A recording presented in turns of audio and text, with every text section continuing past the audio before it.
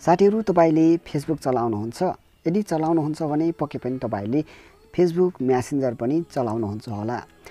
आज म तपाईहरुको माझमा यस्तै फेसबुक मेसेन्जर सम्बन्धी 7 सेटिङहरुको बारेमा जानकारी लिएर आएको छु। यो भिडियोलाई अन्तिमसम्म हेर्नु होला, एकदमै काम लाग्ने खालको भिडियो रहेको छ साथीहरु।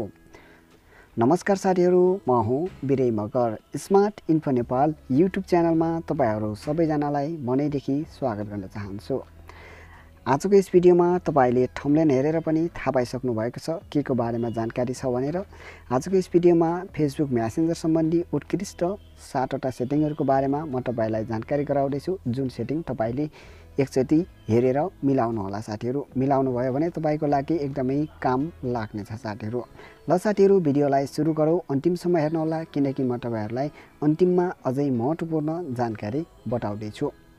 साथीहरु, भिडियो सुरु गर्नुभन्दा अगाडि तपाईलाई सानो रिक्वेस्ट, तपाईले अहिलेसम्म यो भिडियोलाई लाइक गर्नुभएको छैन भने यहाँनिर तपाईले लाइकको आइकन देख्न सक्नुहुन्छ। यसमा एकचोटी क्लिक गरेर एक लाइक गर्नु होला। र साथीहरु, तपाईले हाम्रो च्यानललाई सब्स्क्राइब गर्नुभएको छैन भने यहाँनिर सब्स्क्राइबको आइकन देख्न सक्नुहुन्छ। यसमा एकचोटी क्लिक गर्नु होला। क्लिक गरिसकेपछि साथीहरु तपाईले साइडमा देख्न सक्नुहुन्छ यो बेल आइकन देख्न सक्नुहुन्छ। यसमा एकचोटी क्लिक गर्नु होला। यहाँ क्लिक गरिसकेपछि तपाईले अल नोटिफिकेसनमा एकचोटी क्लिक गरिदिनु होला। यति गरिसकेपछि साथीहरु तपाई अलिकति स्क्रल डाउन गर्नु होला र यहाँनिर तपाईले तल कमेन्टको आइकन देख्न सक्नुहुन्छ। यहाँ तपाईले भेरी नाइस भिडियो भनेर लेख्नु होला। त्यसपछि तपाईले सेन्ड गरिदिनु होला। अब साथीहरु तपाईले आफ्नो मेसेन्जरलाई ओपन गर्नु होला। ओपन गरिसकेपछि तपाईले हाम्रो साइडमा देख्न सक्नुहुन्छ चार्टस भन्ने एउटा आइकन देख्न सक्नुहुन्छ। यसमा एकचोटी क्लिक गर्नु होला। यहाँ क्लिक गरिसकेपछि तपाईले यहाँनिर विभिन्न सेटिङहरुको देख्न सक्नुहुन्छ। सबैभन्दा पहिले म तपाईलाई सुरुको नम्बर 1 सेटिङ म तपाईलाई देखाउन गइराखेको छु। नम्बर 1 सेटिङ यहाँनिर तपाई देख्न सक्नुहुन्छ मेसेज रिक्वेस्ट भनेर लेखिएको छ। यसमा एक्चुअली तपाई क्लिक गर्नु होला। यहाँ क्लिक गरिसकेपछि तपाईलाई कोही नयाँ साथीहरुले एसएमएस गरेका छन् साथी नबनाइकन भने तपाईले यहाँनिर देख्न सक्नुहुन्छ। र यसैगरी तपाईले कोही साथीहरुलाई इग्नोरमा राख्नु भएको छ, कोही ग्रुपहरु इग्नोरमा राख्नु भएको छ भने यहाँनिर तपाई स्प्याम चाट भनेको देखिन्छ। यसमा तपाई क्लिक गर्नु होला र तपाईले यहाँनिर इग्नोर गरेका ग्रुपहरु लगायत अन्य जो कोही साथीलाई तपाई इग्नोर गर्नु भएको छ मेसेज, त्यो तपाई यहाँ सजिलै देख्न सक्नुहुन्छ र तपाईले चाहेको खण्डमा यहाँनिर यसलाई खोलेर रिप्लाई दिन सक्नुहुन्छ। म चाहिँ यहाँनिर यो ग्रुपबाट अहिले लिफ्ट आइसकेको छु। सरी, लिफ्ट भन्दा पनि मलाई यहाँनिर यो ग्रुपबाट रिमुभ गरिसकिएको छ साथीहरु। यसरी साथीहरु तपाई ग्रुपलाई इग्नोर राख्नु भएको छ भने तपाईले सजिलैसँग भेट्न सक्नुहुन्छ यो नम्बर 1 को सेटिङमा। अब साथीहरु म तपाईलाई नम्बर 2 को सेटिङ बताउँदै छु। नम्बर 2 को सेटिङ यदि साथीहरु तपाईले अनलाइनमा भएर पनि आफ्नो साथीलाई अफलाइनमा देखाउन चाहनुहुन्छ, तपाई अनमा नभएको देखाउन चाहनुहुन्छ भने तपाईले यहाँनिर देख्न सक्नुहुन्छ यो चाहिँ 2 नम्बरको सेटिङ। यहाँ एकचोटी तपाई क्लिक गर्नु होला। एक्टिभ स्ट्याटस भनेर लेखिएको छ। यसमा एकचोटी क्लिक गर्नु होला र तपाईले यदि तपाई आफू अनलाइन नभएको देखाउन चाहनुहुन्छ भने यहाँनिर साइडमा देख्न सक्नुहुन्छ यो बक्स देखाइएको छ।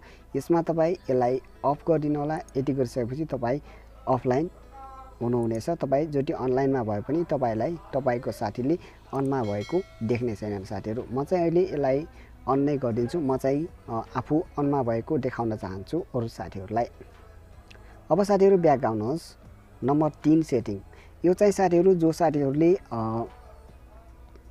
साथीहरुले डाटाबाट मेसेन्जर चलाउनुहुन्छ उहाँ साथीहरुको लागि एकदमै युजफुल सेटिङ रहेको छ साथीहरु। यदि साथीहरु तपाई डाटाबाट चलाउनुहुन्छ र तपाईको डाटा सेभ गर्न चाहनुहुन्छ भने यहाँनिर डाटा सेभर भनेको एउटा अप्सन देख्न सक्नुहुन्छ। यसमा एकचोटी क्लिक गर्नु होला। त्यसपछि तपाईले यो आइकनलाई तपाई अन गरिदिनु होला।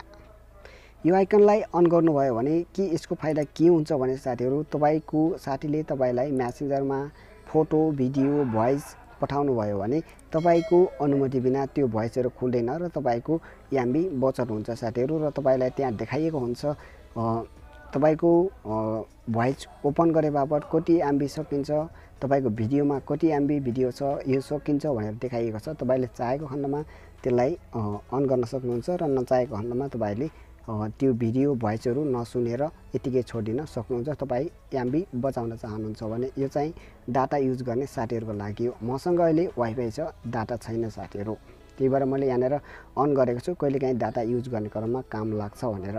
तपाईँले यसलाई डाटा युज गर्नुहुन्छ भने सकेसम्म अन गरिदिनु होला। अब साथीहरू म तपाईँलाई नम्बर 4 को सेटिङ बताउँदैछु। यहाँनिर देख्न सक्नुहुन्छ नम्बर 4 को सेटिङ यहाँनिर फोटो एन्ड मिडिया भनेर लेखिएको छ। यसमा एकचोटि क्लिक गर्नु होला।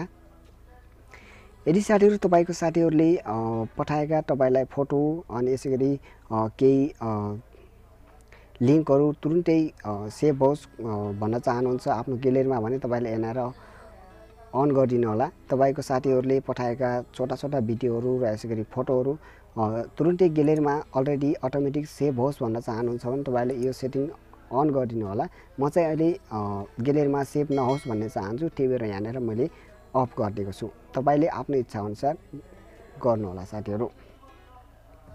अब साथीहरू म तपाईँलाई नम्बर 5 को सेटिङ बताउँदैछु।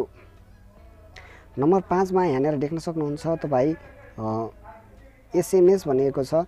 यदि साथीहरू तपाईँको सिममा आउने एसएमएसहरू तपाईँको म्यासेन्जरमै आओस् भन्न चाहनुहुन्छ भने तपाईँले यहाँनिर यो एसएमएसमा एकचोटि क्लिक गर्नुहोला।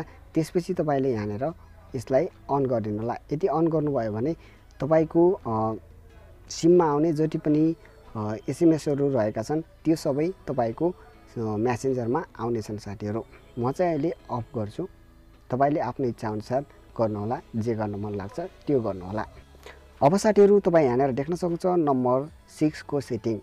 यदि साथीहरू तपाईँले यहाँनिर देख्न सक्नुहुन्छ म्यासेन्जरमा आएका म्यासेजहरू यहाँनिर स्क्रिनमा यस्तै गरी यहाँनिर तपाईँ यसरी सो गरोस् भन्न चाहनुहुन्छ भने यहाँनिर सो गर्न चाहोस् भन्नुहुन्छ भने यहाँनिर सो गर्न सक्नुहुन्छ। यदि साथीहरू तपाईँले यसलाई सो नगरिकन भित्रै लुकाउन चाहनुहुन्छ भने तपाईँले त्यो सेटिङ मिलाउनको लागि यहाँनिर देख्न सक्नुहुन्छ। यहाँ सेटिङमा आइसकेपछि यहाँनिर देख्न सक्नुहुन्छ चार्ट हेड्स भनेको छ, यहाँ एकचोटि क्लिक गर्नु होला। यसलाई अफ गरिदिनुहोस्। यदि अफ गरिसकेपछि यहाँनिर तपाईँको म्यासेन्जरमा जति एसएमएस आए पनि स्क्रिनमा सो गर्ने छैन साथीहरू। म चाहिँ अहिले यहाँनिर अन गरिदिन्छु। त्यसपछि साथीहरू अन्तिम अर्थात् लास्टको सेटिङ तपाईँलाई बताउँदैछु, जुन एकदमै काम लाग्ने खालको रहेको छ। यहाँनिर तपाईँ यो सेटिङमा आइसकेपछि यहाँनिर देख्न सक्नुहुन्छ सुरुमै देख्न सक्नुहुन्छ